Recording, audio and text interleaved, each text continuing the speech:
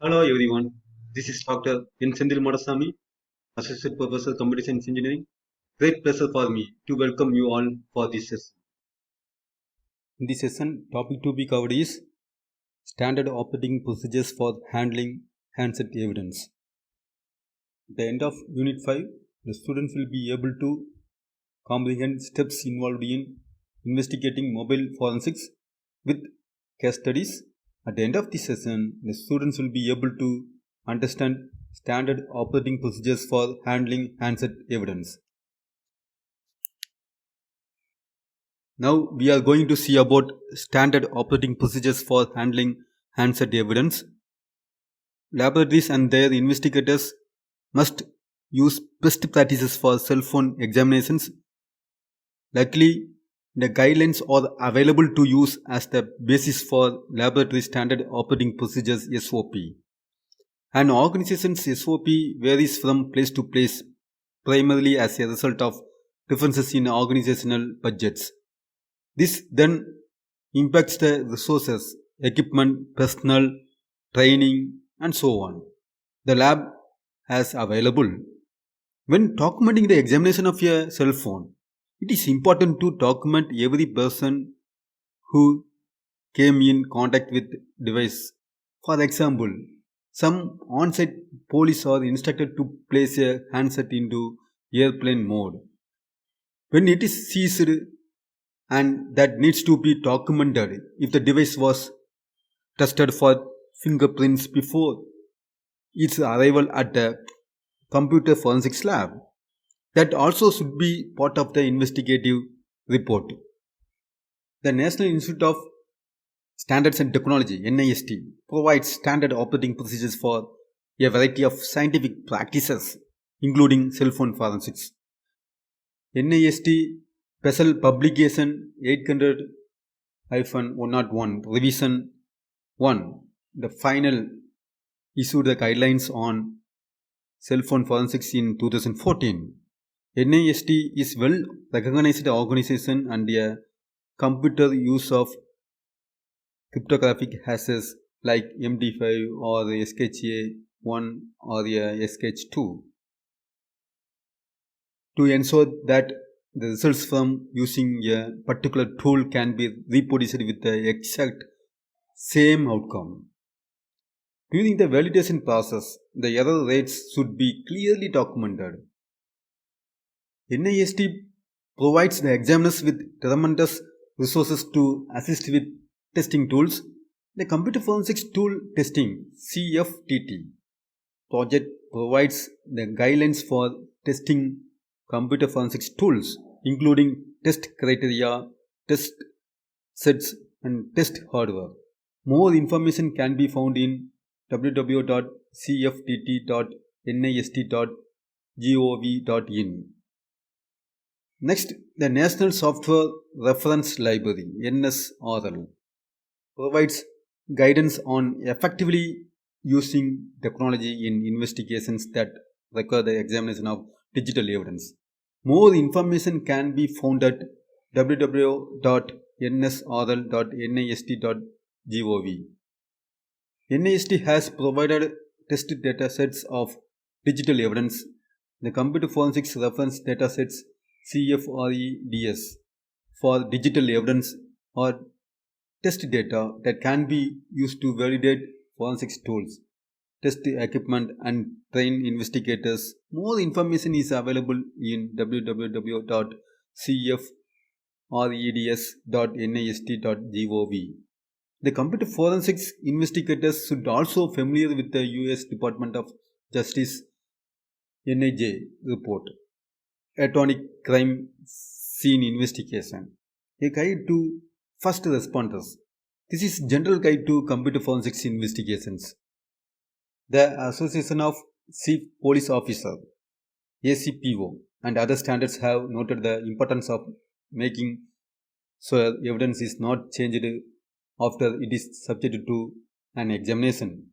According to the ACPO, no actions performed by the investigators should change the data contained on digital devices or storage media that may subsequently be relied upon in court. With cell phones, a fundamental problem arises when it comes to forensics.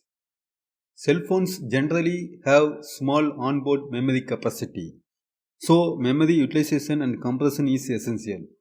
This, coupled with the fact that these devices are continually connected to a cellular network, means that the data on a cell phone is continually changing.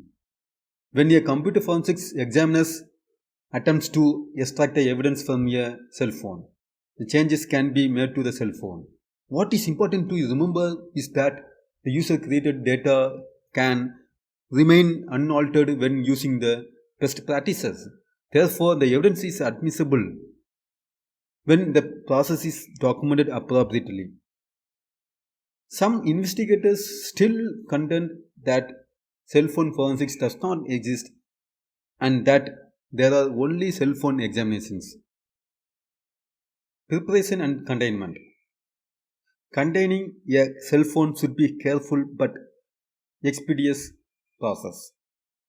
According to the US Department of Justice NIJ guidelines, in the electronics crime scene investigation, a guide for first responders book, investigators should follow these steps. Securing and evaluating the scene steps should be taken to ensure the safety of individuals and to identify and protect the integrity of potential evidence. Documenting the scene, investigators should create a permanent record of the scene, accurately recording both digital related and conventional evidence. Evidence collection. Traditional and digital evidence should be collected in a manner that preserves its evidentiary value. Next, packaging and transportation and storage. Investigators should take adequate precautions when packaging, transporting, and storing evidence to maintain the chain of custody. Therefore, the investigator should first document the crime scene, including making notes and taking photographs. The investigator should then properly contain the cell phone. The proper containment means removing the device from the network. The following containers can be used to remove the device from wireless networks: Faraday box, RF sealed box, MFI shielding cloth as shown in the figure, Parabon strong hold bag as shown in the diagram. A Faraday box can be expensive, whereas an Arson can may serve as a cheaper option and still be very effective. An even cheaper alternative is tinfoil. Some investigators place a cell phone in a Faraday box but have a cable hanging out to continue charging the phone. The problem is that the charging cable can actually work like an aerial. The issue with the containment of cell phone is that the device will boost the signal in an attempt to connect to the cellular network, which drains the battery faster. Smartphones like the iPhone and the Android phones will require frequent charging because of the number of applications that simply drain the battery faster. Once the phone shut down, there is the risk of encountering a user handset pin or SIM card pin or both. Forensic sealed box. Concentric Technology Solutions produces a series of RF sealed boxes for securing cell phones and blocking external signals. These sealed test enclosures not only prevent wireless signals from being received by the device, but also include a power source for the devices goes in the box. The boxes can be padlocked for additional security. The box is also illuminated and fixed with close so that investigator can examine the cell phone in the box. Ports can also be added to the box so that they can be imaged without removing the device. Additionally, investigators can use a feature that allows them to record video and audio of the examination of the device in the box. Next, wireless capabilities. Today's cell phones have many wireless capabilities. Apart from cellular communication, many cell phones have infrared, IRDA, Wi-Fi, or Bluetooth wireless capabilities built in. This is important to remember when containing a cell phone device. A cell phone can also be properly contained by the following: remove the SIM card if it has one, change the setting to airplane mode, disable to wireless connection, disable the Bluetooth connection. Using the FCC ID and finding the cell phone's manual can help with finding the wireless capabilities of the device and removing the device from all potential wireless connections. Some organizations use signal jammers in their computer forensics labs to block all radio transmissions and interference with cell phones. However, the FCC has reiterated that these devices are illegal to use even for law enforcement because in an emergency situation a person in distress might not be able to contact emergency services. A signal jammer can be used if a license is obtained officially from FCC. For example, a bomb disposal squad might get permission to use a signal jammer to prevent the remote detonation of bomb.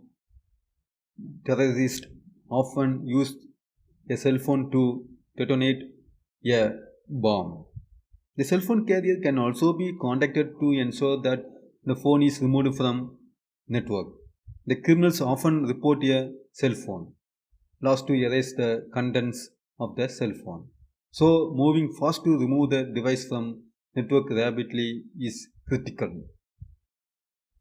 Charging the device. The keeping cell phone's battery charged is critical.